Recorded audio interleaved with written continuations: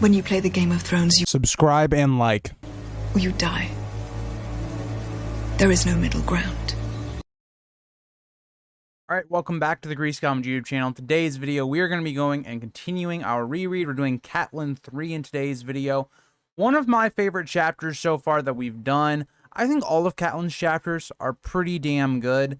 I think I have 2 of her chapters in my top 5, and her third one is like right outside of my top 5. So again, I really like Catelyn's chapters, especially early on. And there's a lot of reasons. I think we get a lot of the story and plot through her character. And as we see, this is kind of the big chapter that kind of... There's been a lot of chapters that have kickstarted the plot, but this one goes even further. Like, we see some sort of call to action where there's an assassination attempt on Bran. Now that makes us question, okay, who did it, right? So again, because we see with Tyrion in his first chapter, when he talks to Cersei and Jaime, we know that they're a little bit on edge about Bran being alive. So again, it kind of pushes you in this direction. And us as the readers, you know, we're kind of there with Catelyn as well, that the Lannisters are probably up to this and all that stuff. And again, I've theorized, I think a lot of other people have theorized it's Joffrey, but we also have another part of this, right? So in the show, this is kind of split up, right? We have the whole assassination of Bran attempt, and we also have the idea of Catelyn going south a little bit later. In the book, this is one big chapter. So the first half is kind of the setup to the assassination, and then the second half is kind of the result of that and what Catelyn is going to have to do. So before we get into the video, if you guys like to see more of these rereads, please do subscribe and like for more of them. But yeah, so let's get into it. We're going to start on page 128. Now, for some context for how this chapter starts, for maybe people that haven't been catching up, is that this one is basically the result right after kind of Jon. So Jon is the last character to kind of see Catelyn, and Catelyn's been in Bran's room for 8 days since the royal party has left. She has not left this room, and we're told as we go further in here, Catelyn's not taking care of herself that well. So that'll get us into page 128. Now, like we see in my background image here, Catelyn and Luwin are talking basically in Bran's room. So Bran's just kind of laying there. Again, he hasn't awoken yet. He's just kind of dormant at the moment. And Luwin basically is like, okay, well, we need to do some things. Now that all of these people have left Winterfell with Ned and have gone south, there are appointments that we have to fill because of that. And there's also this idea that, again, winter is a very important thing, especially in the north, of how are we going to get through it, right? We see the major conflict with, or not major, but one of the conflicts in Dance is, how is the Night's Watch going to be fed? And that's one of the things that Luwin is kind of explaining here to Catelyn, like, Catelyn, this royal party, and for however long they stayed, really set us back in our stores, right? Like, we're running, you know, maybe not low, but we're kind of teetering towards not as safe as maybe we were before. And Catelyn just doesn't really want any of it right now. She doesn't want to listen to this. She just wants to be with Bran. And Luwin, again, suggests that we need to restock. This is very important. We can't just leave this up to no one. And Catelyn just goes, and kind of brushes off Luwin and goes, just tell the steward. The steward will figure it out. And we know that the steward went south, that it's Jane Poole's father that is actually the steward. He goes south. So there's no one really in charge here at Winterfell of like a steward position. And that's going to kind of continue us into page 129, where this conflict's going to get elevated because Luwin just keeps pushing, because this is important stuff. It might not seem important to Catelyn right now, but this is vastly important to how an entire kingdom runs. Like, how Winterfell is going to be able to conduct itself on an everyday basis. So that gets us into page 129, where we'll see Luwin continue this, and also Robb kind of taking up the mantle. So Catelyn specifically notes when she's kind of looking at Luwin during this time that Luwin looks like a little gray rat. And what I think is interesting is that for someone that is like a big Maester conspiracy fan, and I really love that theory, it's one of my favorites, it's interesting that kind of the first description we really get of Luwin, like in the past chapters where Luwin has been in it, he hasn't really gotten like this dedicated description. outside of like, oh, he has many sleeves and stuff like that in the last Catelyn chapter. But Catelyn specifically looks at Lewin, and he looks like a little gray rat. A very interesting description for someone that's supposed to be kind and helpful. And again, it kind of feeds into that idea that the Maesters aren't really what they seem. And that's kind of how I take away from this description by Catelyn. And all while we're kind of going through this discussion, I wanted to also note that Catelyn seems very distant. So like we talked about in Jon 2, I believe, Jon, when he's in the room with Catelyn, it doesn't ever really feel like Catelyn is talking to Jon unless she's insulting him. Like, there's times when Catelyn just seems like she's talking to the air, or she's just talking to maybe Bran sleeping. And that's kind of what we see with Catelyn. She seems very distant to Lewin, and she even notes how pale Bran looks, about how they should move his bed. All the while, Lewin's kind of like sitting here going, okay, people need to be appointed to these jobs. And he specifically points out that we need a new captain of the guard and master of horse, because again, both of them have gone south. And Catelyn kind of immediately cuts him off, saying she doesn't care about horses and would gladly slaughter every horse to make Bran wake up.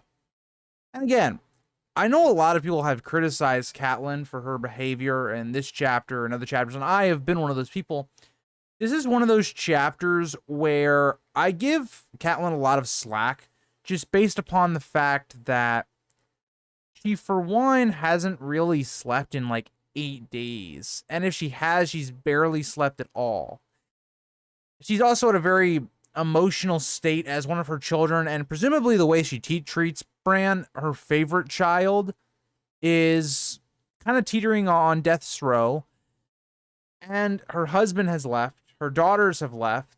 She's in a very emotional state right now, and I kind of give her a little bit of a pass for that. But I do want to point out, like, Catelyn's demeanor here. Is that not what Lady Stoneheart says a little bit later in the story? Where she's basically like, I'm going to kill all of the Freys, or everyone involved in the Red Wedding, so that includes like the Lannisters, unless Robb is brought back. It kind of is a similar beat of it, where Catelyn's just saying, I'd kill all the horses just so Bran would wake up. It kind of is a very similar note, and all that. So Lewin, for the final time, says, but we need someone to fill these appointments, to which Robb finally enters, saying he will do it. So again, very similar to the way it was done in the show, where Robb just kind of comes out into this room, and Catelyn didn't kind of realize this. And again, this goes into her dreary state and where she's at as a person at the moment. She didn't even realize that she was shouting. And she's kind of questioning in her mind, like, what is happening to her? She's always tired, and her head is always hurting. And again, lack of sleep, a lot of emotional distress, and she's really stressed out. So again, that's why. And Robb just says they will discuss these appointments tomorrow and wishes to speak to his mother alone. Now, again, I think this makes a lot of sense. Robb, again, he's only 14, and he's having to take on a lot of responsibility that presumably he didn't think he was going to have to deal with this early in life. And when you look at it from your father's gone, your mother is just a train wreck right now. She's just not functional. Robb is trying to A, wake her up, and 2, he kind of breaks down a little in this chapter. And it's something we didn't get to really see in the show, is Robb still being that boy. When it gets to this point of the show, Robb does say something like, Rickon's following me around, but Robb definitely is impacted by Catelyn's absence much more in the book. And Robb straight up just asks her, which I think is a really awesome, just move by Robb, is just like, Catelyn, or Mom, what are you doing? And Catelyn kind of takes offense by this. And she also kind of notes in her head, how much Robb looks like her, which we talk about this a lot. All of Catelyn's children, look like her, outside of, Arya. And this is kind of one of the few times where we see that Robb is compared, physically, more to Ned. Catelyn notes that he looks a bit more stern and serious in his demeanor, he just looks like he maybe has aged a bit more. He's not the same childish boy that he was before, where he's racing horses with Jon, for instance. That'll lead us into page 130. And again, we're going to kind of see how Catelyn responds to Robb's question. So continuing on, Catelyn kind of responds to Robb after thinking about this for a second that, what do you think I'm doing? I'm watching and caring for Bran. And again, in Catelyn's mind at this point, I guess that makes sense, but what is she doing, like, caring-wise for Bran? There's not really anything she can do, and that's something Catelyn's going to realize as she comes to the end of this chapter, or I guess more the midpoint of this chapter. And another thing I want to note, and why I like this chapter so much, just as we're touching on the topic, is that I love that Catelyn kind of has her own mini arc in this chapter.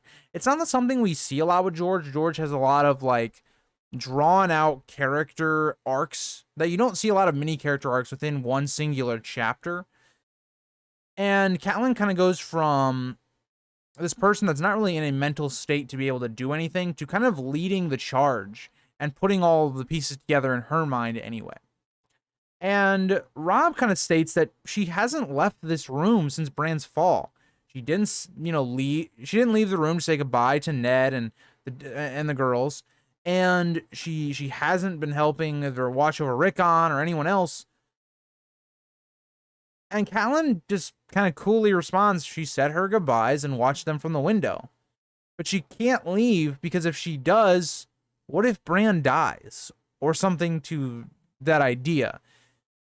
And again, Robb kind of takes, and this is one of those things that we see with Catelyn. Catelyn is a very emotional thinker. She is someone that, when she is very emotional, she makes very rash and bad decisions. We see this with how she releases Jaime.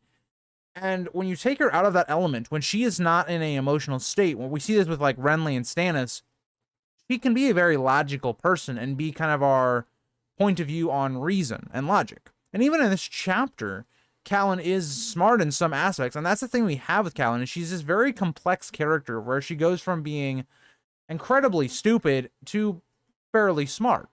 It's this weird balance that George plays with her character, and it hinges solely on her emotional state at the time. And again, Robb kind of changes his tone and his approach here. He sees that, like, trying to be confrontational and aggressive isn't really working. So he kind of says softly that Bran is not going to die. Luwin says the greatest danger has passed. And Catelyn really just can't accept this. She states that, what if Bran needs me? And again, I think as an outsider, right? Catelyn, again, this is her child, and presumably her favorite child is in this state. Us as a audience looking down on this, we can see that Catelyn being there isn't really doing much outside of like moral support. She's not really doing anything. And there's other things she could be doing, like helping Robb run Winterfell, being a mother to her other children. But again, it's this weird idea that when we see people through loss, for instance, or breakups, or emotional turmoil, everyone reacts differently to situations like that. Some people just shut down when it comes to the case of someone like Catelyn. She's basically just shutting down mentally and emotionally. Some people have opposite approaches to that. And that's just one of those things that George does really well, and he shows that with Catelyn. And again, I noted in my notes, it's incredibly kind of weird to think that Bran isn't her only child. Like Robb states, Rickon is only 3. He needs his mother, especially since Ned is gone. Rickon is this 3-year-old. Okay, so imagine this, right? So let's put you back into your 5-year-old body and your mental state. What would you do if your parents just were nowhere to be found? Your mother was just locked in her room. Your father was he just left. Again, you can see what Robb is saying. Rickon feels lost, and Catelyn is not doing her duties as a mother at this moment. And you could kind of argue Catelyn continues that because she then leaves. Like, she just leaves Rickon alone. But that's something we can argue in the future. Even more, we see how Robb, just like Jon, is struggling with this new idea of coming into their own. Where we talked about in Tyrion 2, Jon is struggling with accepting his new life at the Wall. And questioning what people said to him. Why didn't people tell him the truth about this? And were people just against him and didn't want him? And Robb is dealing with this on a different level. Robb is dealing with the idea of having to become a ruler over a bunch of people and the ruler of Winterfell without really a lot of guidance, because his mother is just going loopy at this moment. So again, and we see how that's kind of getting to Robb. And this kind of builds to this point where even Catelyn notes that he is getting very emotional in front of her. And again, we see where Catelyn in this moment and her mindset at this moment, she just isn't there. Catelyn wants to go to Robb because she sees him in this horrible state. But she is holding Bran's hand and she can't let go. And again, it shows Catelyn how broken she is, that she is not able to kind of comfort one of her sons, but she is willing to do it for the other. It's this weird idea that I guess that you could point to her. This is really how in distress she is at this moment. But Catelyn is so afraid, she's not even willing to let go of Bran's hand for even a couple seconds, maybe a minute. So again, it just establishes where she is at this moment and how she's going to need a wake-up call, and that assassin is that wake-up call. And at this point, Robb kind of goes to the window and he kind of opens the window. This is kind of a mix of page 130, 131. But he opens the window because, for one, Robb is like, Bran kind of needs to hear the wolves howling, because we hear Summer, Shaggy Dog, and Grey Wind. They all start to kind of howl. And we've been told this gives strength to Bran. So Robb does that, and Catelyn hates this. Catelyn kind of starts going bananas. She's like, close the window. Bran needs the heat. And that she hates the howling of the wolves and all of this stuff. And she just hates the noise, to the point where she eventually falls from where she was seated. And once Robb just shut the window, she can't stand it. And Robb, and this will kind of get us into page 30 or 131, is basically going to bargain with her, saying, okay, if I close the window, you have to agree to sleep. And Catelyn, again, can't do this. We just got done basically exploring how Catelyn can't even leave Bran's hand from being held for a matter of a couple seconds to a minute. She's not going to be able to go sleep in another room, or even like in the same room. What if Bran dies? Again, that's the whole point right now that we're establishing, is Catelyn is so afraid she's going to lose Bran. And while this window is still open, Robb then kind of notices there's a fire at the library tower. And again, this is all stuff that the show missed on with Catelyn's personality. And because, again, the show, you can't really get into Catelyn's inner thoughts. But when this fire goes off, Catelyn is thinking nothing about other people that could be in harm or the building being on fire. She thinks about, how close is that to where we are? Is Bran in danger or not? And once Robb says, it's the library tower, Catelyn's like, oh, thank God. Like, Catelyn is someone that can be very selfish at times. And this is one of those moments where she's not concerned about anybody but her, I guess, Bran and Robb, maybe Rickon, I guess, at this point, but even that's kind of a stretch.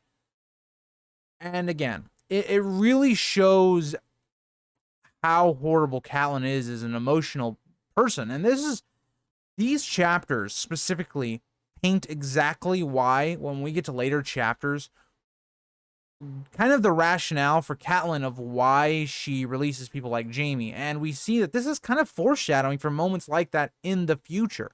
When she sees Tyrion later on in this book, all of this emotion is going to come back to her with the facts that she does have, even though they may be incorrect.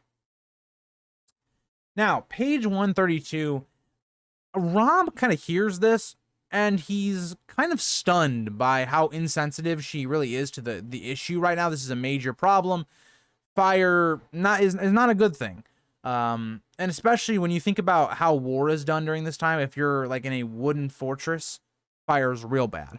But again, Robb basically is like, I'm going to take the guards and we're going to go stop the fire. So again, there were guards on this room. But because Robb takes them away, the room is now open. Now, here's something I don't understand about the cat's paw plan when we get to it.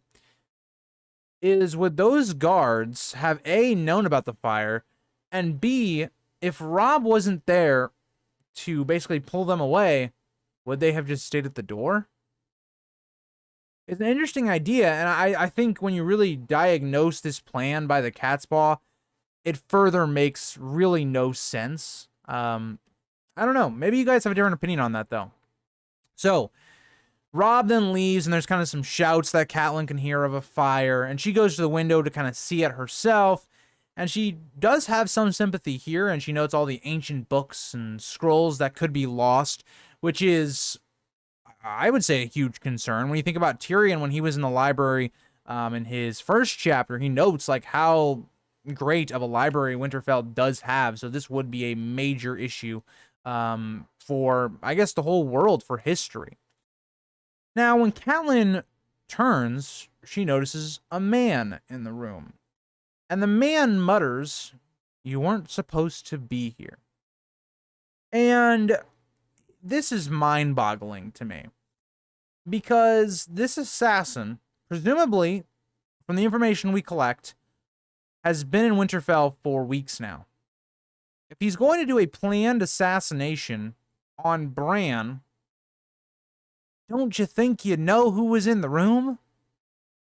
Catelyn hasn't left this room for 8 days. What do you think a fire, like off in the other, like, part of the castle is going to make Catelyn just leave all of a sudden? It really shows how this wasn't thought through and how dumb this plan really was.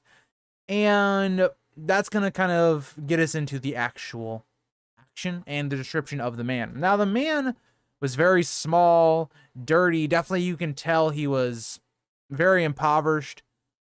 And the key point here is he smells like horse. It's something that's going to be brought up when we talk about them figuring out who this guy was. But Catelyn kind of thinks he was probably living in the stables. But Catelyn had never seen this guy. Again, kind of going on this idea that this guy was someone, either a camp follower of the king's party or just somebody that came in that was maybe living in the surrounding areas. Catelyn then notices the knife in his hand. And she kind of starts to puzzle together what's going on. Now, the man has a very curious line. He states, "It is a mercy. He is already dead." Very eerily, the same sentiment that Joffrey and the Hound had, also that Robert had. Again, this is evidence that I use for why Joffrey was behind this attack. So that is kind of the big point that I wanted to make with that. And again, Catelyn says no. And she, for a second here, thinks, okay, what if I go to the window, yell for help? I don't know how effective that would be, just based upon the fact that the dude's already in the room and you're going to be yelling down. But who knows? And the man is probably a little quicker than Catelyn thought, because he puts one hand over her mouth and the other puts the dagger up to her throat. Catelyn then grabs the dagger with both of her hands. So she's basically like this, just trying to like push it away while also being like gagged for the most part. And she's basically keeping it away for now. And as he has the hand over her mouth, she bites his hand until he lets go. And that will lead us into page 133 when we kind of see the conclusion of this and a little bit of a rest for Catelyn as she experiences again another traumatic moment, but this one is going to empower her a little bit. So page 133. He then kind of pulls away, but he throws her to the ground. Let me change the background image for you guys, and this will kind of show where I think we are at this moment and what's kind of going on in the situation. So this is kind of the situation that is presented in the books. It's kind of the best image I could find for this, but more or less, he throws her to the ground, and while he's kind of standing over her, like about to kind of finish her off, Summer enters the room. And it's a really awesome description because it's kind of like Catelyn sees a shadow And then all of a sudden, Summer topples on the man and begins to rip out his throat. And blood's flying everywhere. Blood goes on Catelyn. And then Summer goes to sit with Bran. And another interesting thing is we kind of see Catelyn like very hysterically laughing, which again is another mechanism we see towards traumatic events, people laughing or having comedic value. Now, Catelyn could just see this as a joke because she's hated all the wolves, and a wolf is the one that saves her and her son. And that is kind of how Robb and the rest find them.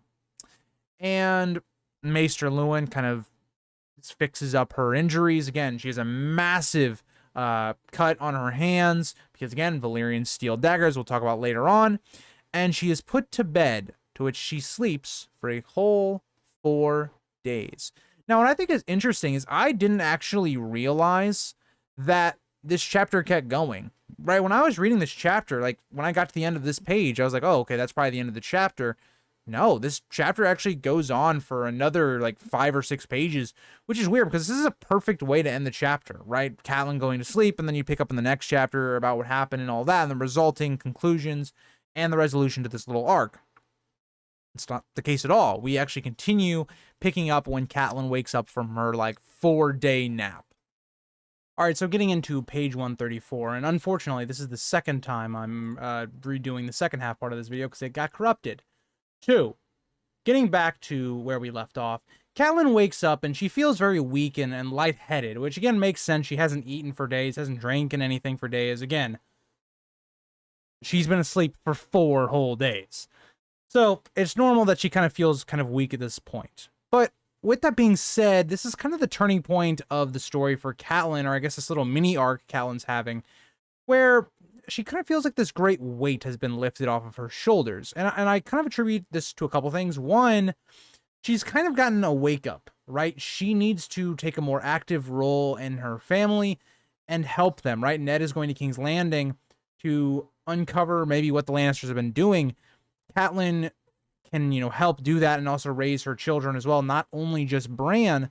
And she's also realized that she was away from Bran for 4 days and nothing happened, right? There's nothing more Catelyn can do. So that's another thing I kind of took from that. And also the idea that probably just getting some sleep and just being more well-rested and being more, I guess, sound of mind than not sleeping for like 8 days. So she then kind of orders some breakfast from a servant and tells them to get Luwin so that they can redo her bandages. Because again, she had some bandages put on her hands for the injuries she took. And at this point, she kind of thinks about her behavior and she's ashamed. She feels like she let everyone down and that she will never fail anyone again, especially in her family. It's a very similar sentiment to me to like Anakin when you look at how he was going to never let anything happen to Padme. Kind of the same thing here. Like Catelyn does let down her family quite a bit in the future. So before the food can arrive, Robb, Theon, Cassel, and Malin arrive to her room. Now, very differently than the way we see the background image and the way the show did it. The show did it kind of in the Godswood. In the books, this is just in her room, and they kind of have this little meeting or little small council meeting, if you want, here.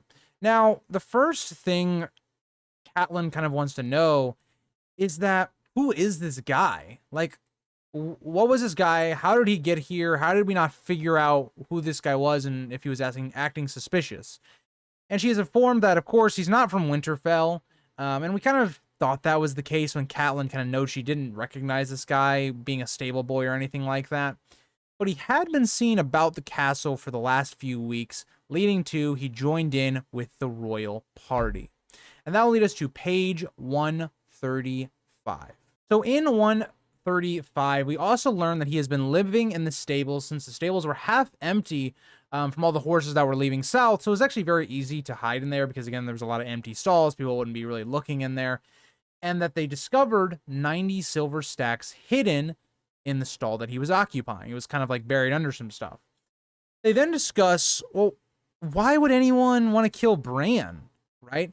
And Catelyn asked Robb to think about it, like, why? And he will have to do these types of things if he's going to become Lord of the North, or that if he is Lord of the North, he has to have this ability to understand why people do certain things. Kind of very ironic coming from Catelyn, but, you know.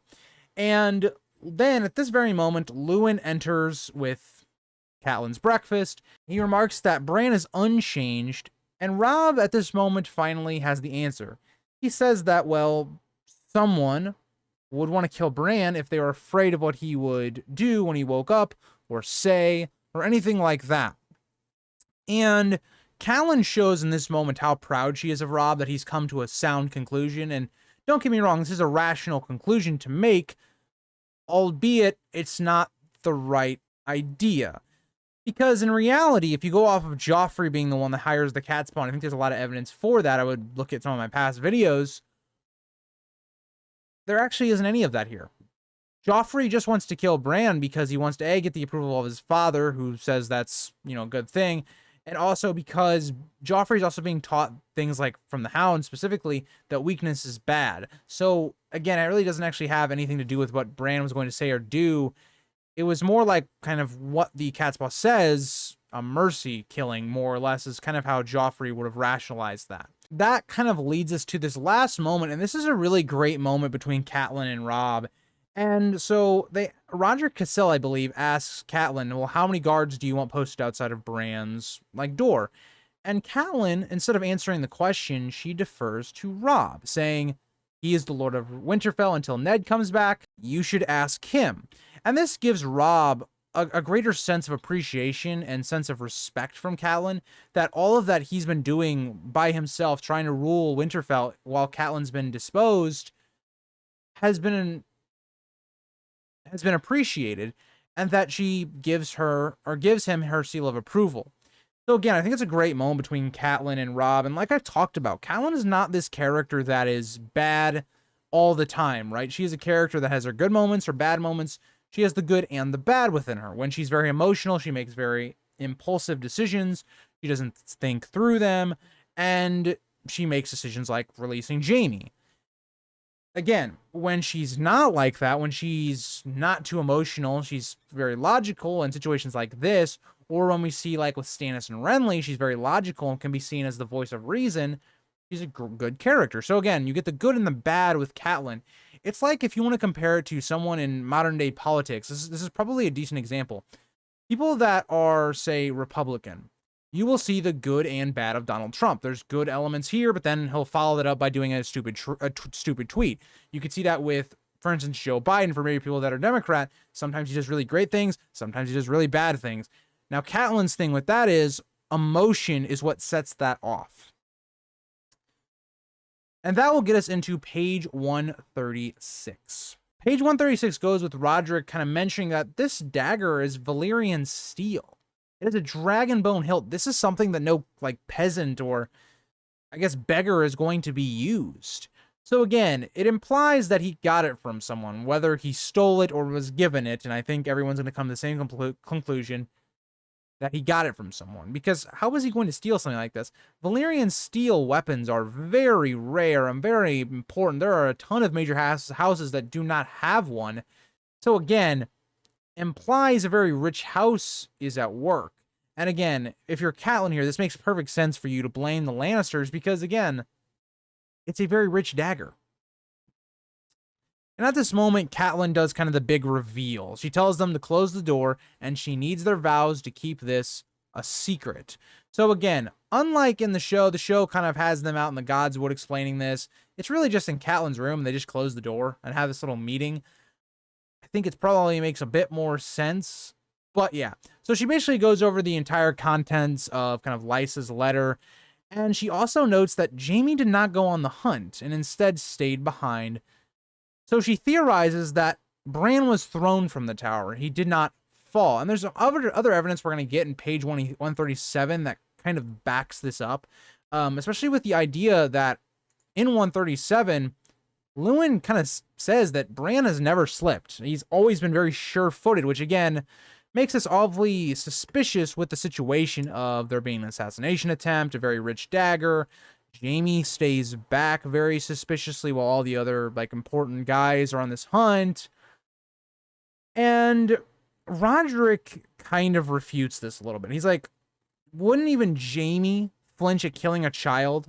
And I think this is a very weird idea. Maybe Roderick just doesn't know Jaime's reputation that well, but Theon and Catelyn easily refute this. Like, come on, this guy killed the king that he had an oath towards. If you're looking at it from their point of view, right? And Jaime does not have the best reputation. So again, I think it's very rational that you would come to this conclusion given the information that they know. And again, we see how young Robb is at this moment. We've talked about in this chapter how he kind of breaks down emotionally in this chapter. And at this moment, he like draws his blade like there's going to be a battle. And it's just kind of Robb being still a little child. You know, he has some things that he needs to grow on, and maturity is one of those things. And Roderick scolds him for his foolishness. But we also note here that Robb is actually wearing a sword now, and Catelyn thinks this. And I think Roderick makes a lot of sense on giving Robb a weapon or having him carry it. He is now the Lord of Winterfell.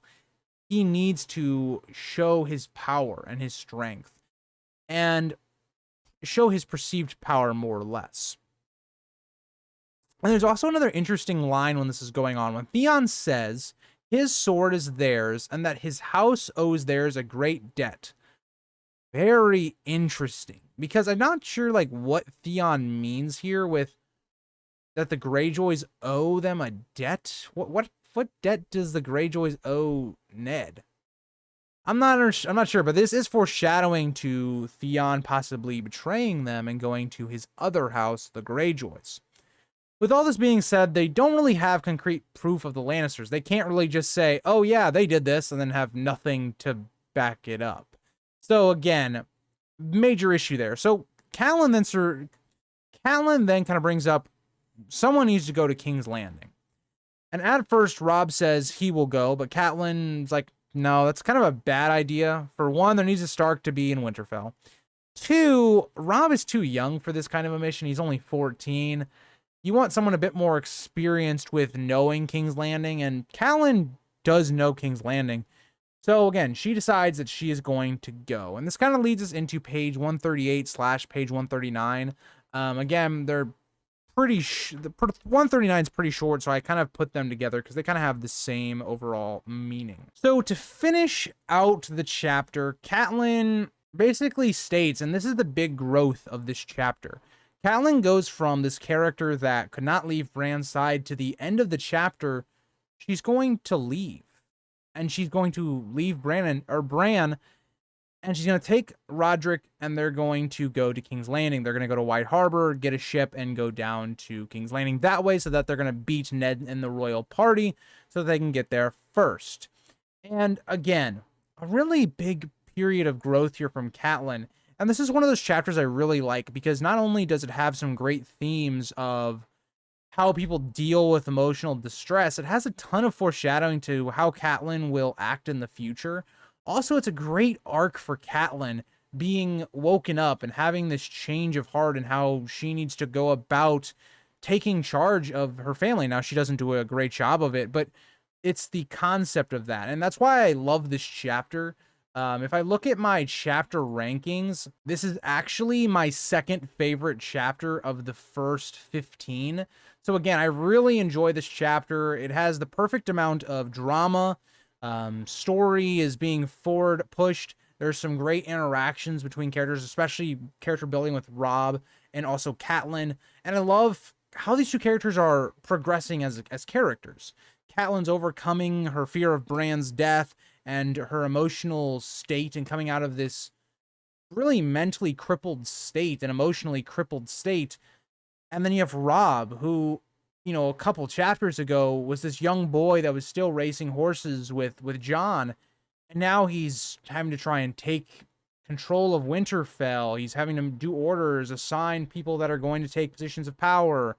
He is trying to learn, you know, but he still has those childish tendencies that are going to come up as we go through the story. And having those young things that he wants, not wanting to marry a Frey girl and eventually having sex with Jane Westerling later on, having to marry her. This chapter is a lot for the Robb and Catelyn camp to establish it for later on in the story. And there's a ton of great I like in this chapter. So thank you guys all for watching. Hope you guys enjoyed, and I'll see you guys all in the next video. Bye, guys.